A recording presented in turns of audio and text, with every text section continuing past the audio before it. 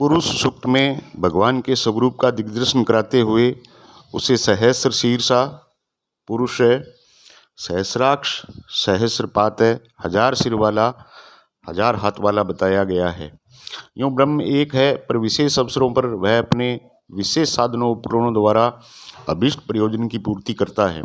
सृष्टि के संचालन में हजारों देव शक्तियाँ उसकी सहचरी बनकर विश्व व्यवस्था की महान प्रक्रिया संपन्न करती है। युग परिवर्तन जैसे विशिष्ट अवसरों पर हजारों जीवन मुक्त उच्च स्तरीय आत्माएं उसकी सहचरी बनकर महाकाल का प्रयोजन पूरा करती है। सृष्टि के सृजनकर्ता ब्रह्मा जी की उत्पत्ति कमल पुष्प में से है। ये कमल पुष्प सहस्रार दल कमल कहलाता है, जो मस्तिष्क के मध्य बिंदु ब्रह्मांडर में अवस्थित है। मूलाधार में अवस्थित कुंडलिनी शक्ति को इस मानव पिंड का दक्षिणी ध्रुव और मस्तिष्क से स्थित सहस्रार कमल को उत्तर ध्रुव माना गया है। देहधारी की समस्त भौतिक और आध्यात्मिक शक्तियाँ इन्हीं ध्रुवों में केंद्रित रहती हैं। प्रमुखता आत्मबल की है। सहस्रार कमल में केंद्रित रहने के कारण ईश्वर की उत्पत्ति एवं स्थिति उस केंद्र बिंदु उसे ही माना गया है। क्षीर सागर में शेष शैया पर सोते हुए विष्णु का अलंकार इसी रहस्य का उद्घाटन करता है। शेष सर्प कुंडलिनी शक्ति का प्रतीक है। उसके हजारों फनों में सहस्रार कमल का संकेत है। यह सहस्र सिर, सहस्र आँखें, सहस्र हाथ पैर, सहस्रार कमल का वर्णन यह बताता है कि भगवान के महत्वपूर्ण क्रियाकलाप सहस्रों शक्तियों की सम्मिलित प्रक्रिया द्वारा संपन्न होते हैं। सतपथ ब्राह्मण में इंद्र को सहस्र अप्सराओं के साथ नृत्य करता हुआ बताया गया है और आगे चलकर उसी का रहस्य उद्घाटन सूर्य का सहस्र किरणों के साथ अपनी क्रिया पद्धति गतिशील रखने के रूप में किया गया है। भगवान एक अवयव हैं, पर वे कुछ विशेष प्रयोजन पूर्ण करते हैं, तब एकाकी नहीं रहते, वरन सहस्र रश्मियों वाले अंशुमाली की तरह प्रकट होते हैं। युग परिवर्तन जैसे प्रयोजनों में तो उनका सहस्र शीर्षा रूप निश्चित ही विकीर्ण हो उठता है। कृष्णावतार की लीलाओं में इस तथ्य को अलंकारिक रूप में और भी अधिक स्पष्ट किया गया है। कृष्ण लीला में महारास की चर्चा सर्वोपरि रहती है। निविड़ निशा में सोती हुई गोपियों को वंशी बजाकर जगाना, घरों से बाहर एकांत में उन्हें बुलाना और उनके साथ नृत्य करना, हर गोपी को पूर्ण कृष्ण के साथ नृत्य का अनुभव कराना, यह घटनाक्रम सामाजिक दृष्टि से अनुचित और अवांछनीय प्रतीत होता है। पर जब हम आध्यात्मिक पहली को बूझते हैं और इस अलंकार के पीछे छिपे मर्म को ढूंढ निकालते हैं, तब हमें इस महत्वपूर्ण तथ्य का पता चल जाता है। अज्ञान व्यामोह की निविड़ निशा में सोई हुई प्रबुद्ध आत्माओं का ईश्वरीय वाणी आत्म पुकार की वंशी द्वारा उद्बोधन किया जाना, उनका एक सीमित परिवार की तरह उपेक्षा कर विश्व परिवार के लिए गौतम बुद्ध की तरह आगे बढ़ाना और आगे चलाना, ईश्वरीय प्रयोजन में सबका एक साथ तन्मयतापूर्वक जुट जाना, यही सब तो महारास है। महाकाल को विशेष अवसरों पर ऐसा महारास रचाना पड़ता है जिससे उत्कृष्ट आदर्श के लिए सहस्रों मानव कार्य कर दिखाई पड़ते हैं। गोपियाँ प्रबुद्ध आत्माएं हैं। वंशी आत्मा की पुकार, महारास, ईश्वरीय विशेष प्रयोजन, निशा, व्यामोह, परिजनों की उपेक्षा, स्वार्थ और संकीर्णता की प्रीति का साहसपूर्वक उल्लंघन। इस महारास में जो सहस्रों गोपियाँ प्रबुद्ध आत्माएं भाग ले सकीं, वे ब्रह्मानंद का आनंद लेती हुई अपने को बड़भागी अनुभव कर सकीं। जो सोती रह गई उन्हें पछताना पड़ा। भगवान कृष्ण की 16,000 रानियाँ बताई जाती है। यूँ लौकिक दृष्टि से यह बात समझ से बाहर की है। महाभारत में उनकी 1-2 पत्नियों का ही वर्णन है। रुक्मिणी, सत्यभामा आदि ही उनकी धर्मपत्नी है। सामाजिक मर्यादा की दृष्टि तो यह उचित भी था। फिर यह हजारों रानियाँ क्या है? इस पहेली का हल भी उपरोक्त प्रकार का ही है। ईश्वरीय प्रयोजन में जो आत्माएं प्राणपण से जुट जाती है, उसी में अपना आत्मसमर्पण कर देती हैं, वे आत्मा परमात्मा की प्राणप्रिय पत्नियां ही कहलाएंगी। पत्नी संबंध के साथ अश्लील काम क्रीड़ा और गोपनीयता का संबंध जुड़ जाने से सामाजिक क्षेत्र में वह रिश्ता अड़चन भरा और अचकचा सा लगता है, पर अध्यात्म चर्चा में इस प्रकार की कोई अड़चन नहीं है। आत्मसमर्पण और अभिन्न एकता की जो भावनात्मक स्थिति है, उसकी तुलना में लौकिक रिश्तों में पति पत्नी भाव ही मिलती जुलती है। अन्य रिश्ते कुछ दूर पड़ जाते हैं। इसलिए संतों सूफियों ने आत्मा और परमात्मा की एकता को प्रणय सूचक शब्दों में अनेक गीतों में गाया है। कबीर की सुरती योग, मीरा का प्रणय योग एक उच्च आध्यात्मिक भूमिका है। उसमें जिस पति पत्नी भाव की चर्चा की गई है वह सामान्य ग्रस्त पद्धति से असंख्य गुनी ऊंची वस्तु है। श्री कृष्ण भगवान की 16,000 रानियां, उस अवतार की सहयोगिनियां 16,000 प्रबुद्ध आत्माएं ही हैं। इस अलंकारिक दाम्पत्य जीवन ने हर रानी को 8-8 संतानें दी, अर्थात इन लोगों ने 8-8 अपने उत्तराधिकारी और बनाए। वे समय तो ईश्वरीय प्रयोजन में तत्पर रही, साथ ही उनकी प्रयत्नशीलता ने औसतन 8-8 साथी सहचर अनुयायी और दिए। यह उनकी संतानें थी। इस प्रकार विवाह से नर नारी लिंग भेद अपेक्षित नहीं। सखी संप्रदाय में पुरुष भी अपनी मनोभूमि को नारी जैसा मानकर पति रूप में ईश्वर की उपासना करते हैं। भक्ति योग में ऐसे अनेक साधन कर्म विद्यमान हैं। कृष्ण उपासना का क्रियाकलाप तो बहुत करके इसी स्तर का है।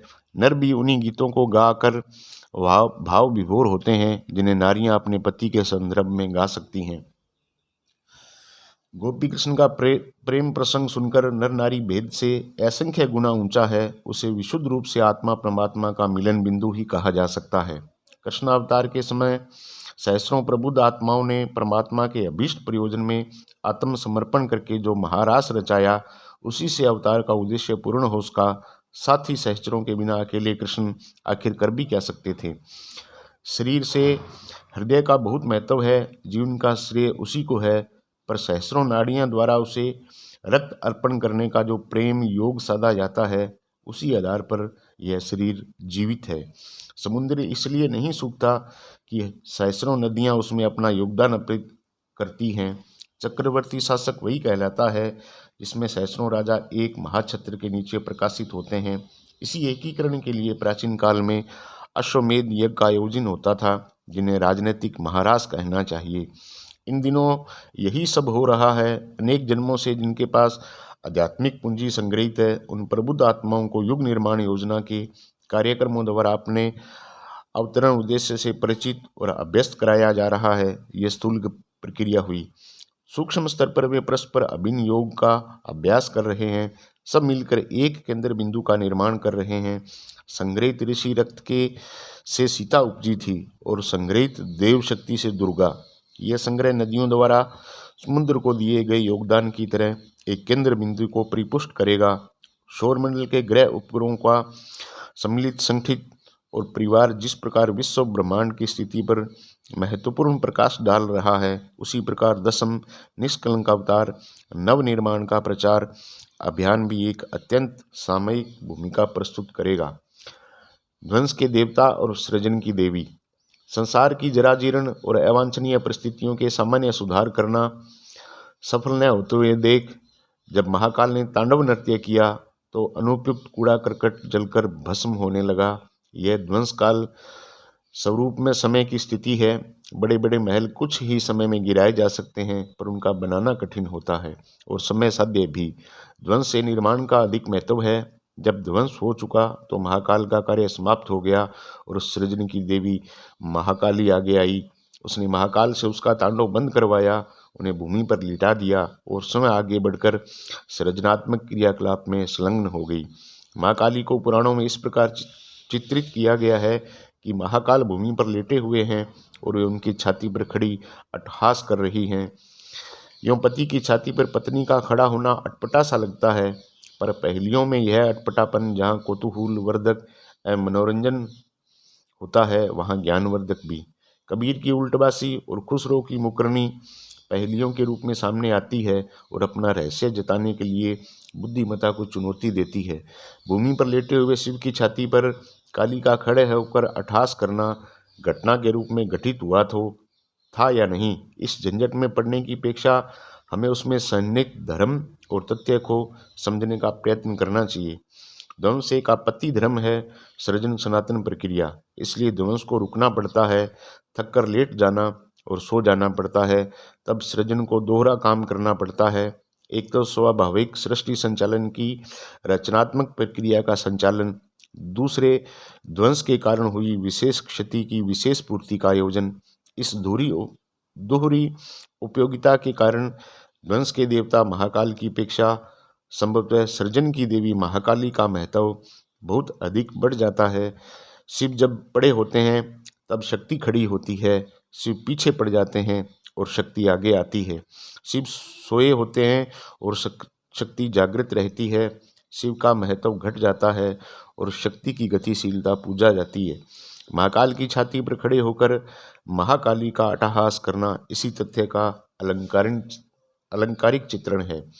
शिव के हाथों में त्रिशूल अवश्य है, वे उसका अनिवार्य परिस्थितियों में प्रयोग भी करते हैं, पर हृदय में उनके सृजन की असीम करुणा ही भरी रहती है। सृजन की देवी काली उनकी हृदयेश्वरी है, उसे वे सदा अपने हृदय में स्थान दिए रहते हैं। आवश्यकता अनुसार वह मूर्तिमान, गतिशील और प्रखर हो उठती है। ध्वंस के अवसर पर तो उसकी आवश्यकता और भी अधिक हो जाती है। ऑपरेशन के समय डॉक्टर को चाकू, कैंची, आरी, सुई आदि तीक्ष्ण धार वाले शस्त्रों की भी आवश्यकता बढ़ती है, पर उससे भी अधिक सामग्री मरहम पट्टी की जुटानी पड़ती है।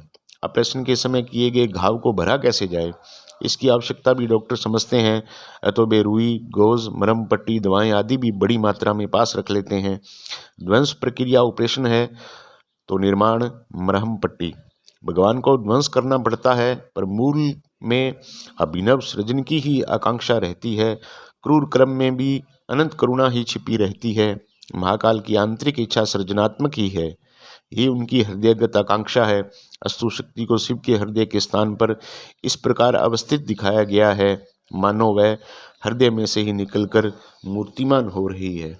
इस चित्रण का एक और भी उद्देश्य है कि विनाश के उपरांत होने वाले पुनः निर्माण में मातृशक्ति का ही प्रमुख हाथ रहता है। बाप द्वारा प्रताड़ना किए जाने पर बच्चा माँ के पास ही दौड़ता है और तब वही उसे अपने आंचल में छिपाती, छाती से लगाती, पुचकारती और दुलारती है। मातृशक्ति करुणा की स्रोत है। अस्पतालों में नर्स का काम महिलाएं जैसा अच्छा कर सकती हैं, उतना पुरुष नहीं। छोटे बालकों को शिक्षा देने के लिए बाल मंदिर, शिशु सदनों में महिलाओं द्वारा जैसी अच्छी तरह प्रशिक्षण दिया जा सकता है, उतना पुरुषों द्वारा नहीं। कारण कि उनके अंदर स्वभावतः जिस करुणा, दया, ममता, सेवा, सौजन्य एवं सहृदयता का बाहुल्य रहता है, उतना पुरुष में नहीं पाया जाता। पुरुष प्रकृति कठोर है और नारी कोमल, दोनों का सम्मिश्रण सम्मिलित होने से एक संतुलित स्थिति बनती है। अन्यथा एकाकी रहने वाले पुरुष सेना जैसे कठोर कार्यों के लिए ही प्रयुक्त होते हैं।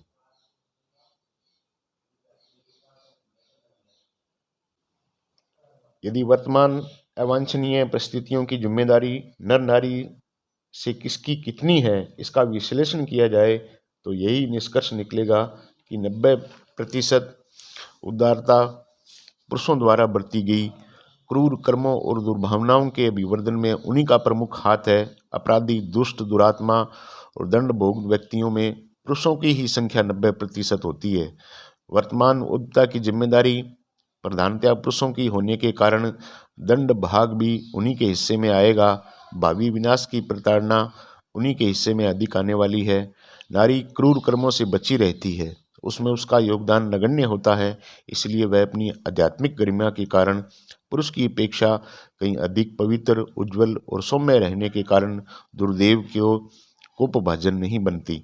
शिव की छाती पर शक्ति के खड़े होने का एक तात्पर्य यह भी है कि आत्मिक श्रेष्ठता की कसौटी पर कसे जाने पर नारी की गरिमा ही अधिक भारी बैठती है, वही ऊपर रहती है। पुरुष इस दृष्टि से जब कि गिरा हुआ सिद्ध होता है, तब नारी अपनी श्रेष्ठता को प्रमाणित करती हुई गर्भोन्त प्रसन्न वंदन खड़ी होती है।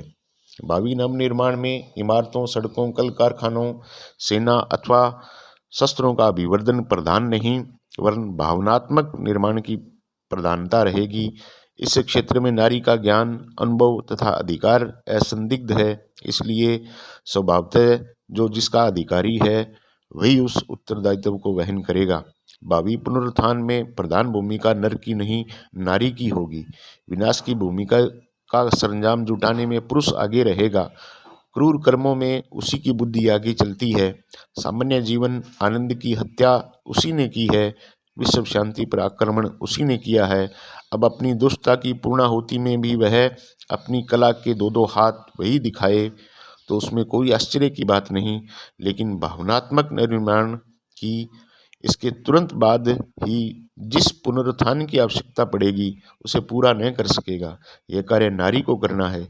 इसी तथ्य को प्रतिपादित करती हुई महाकाल के थक जाने पर उनकी छाती पर महाकाली का हास विलास होता चित्रित किया गया है।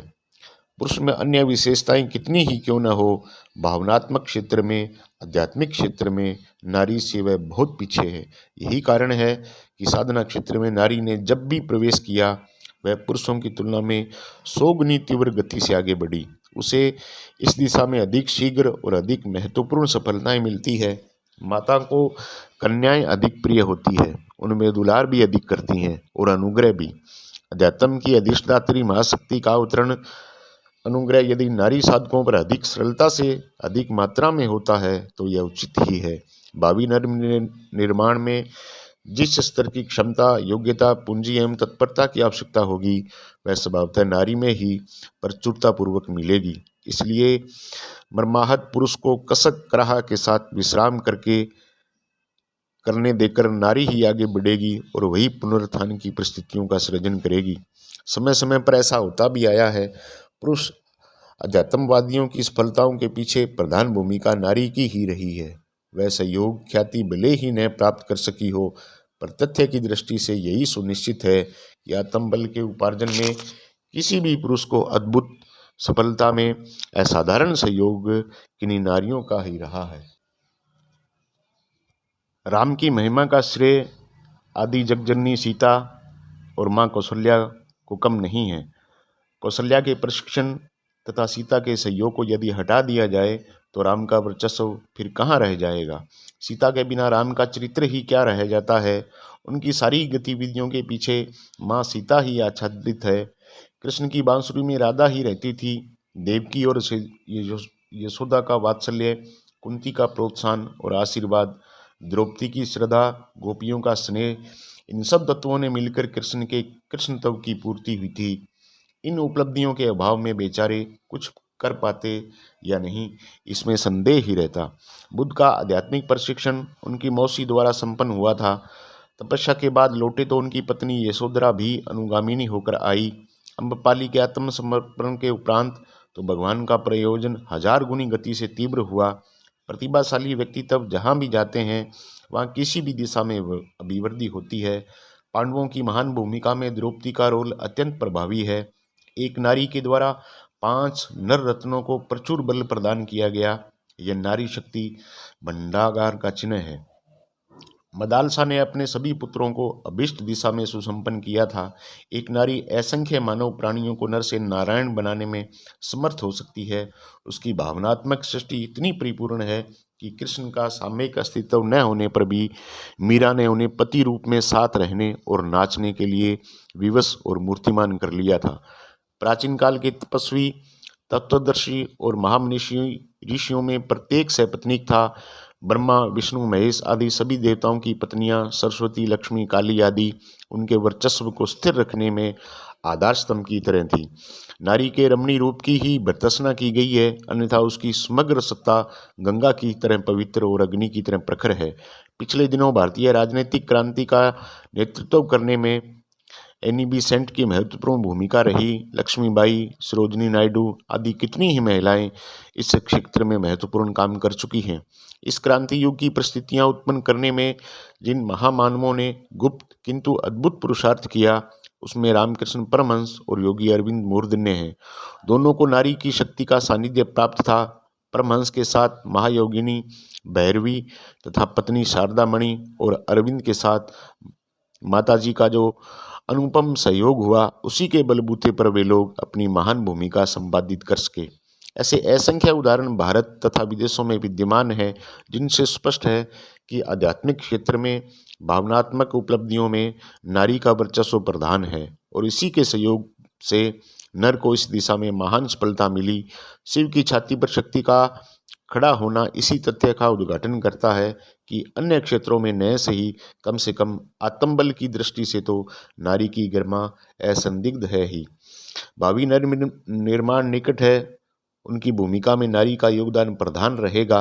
अगले ही दिनों कितनी ही तेजवान नारियां अपनी महान महिमा के साथ वर्तमान कैंचली को उतार कर सार्वजनिक क्षेत्र में प्रवेश करेंगी और उनके द्वारा नवनिर्माण अभियान का सफल संचालन संभव होगा।